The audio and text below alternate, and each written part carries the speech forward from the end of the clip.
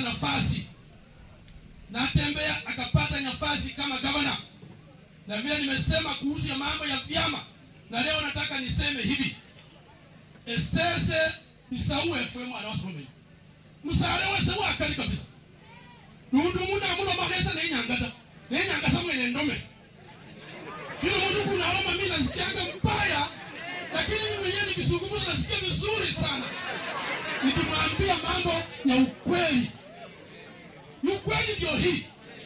Kwamba Bisau kulingana timu yetu, mpira kikwisha wakitupa ndani wanatupia penye imetokea.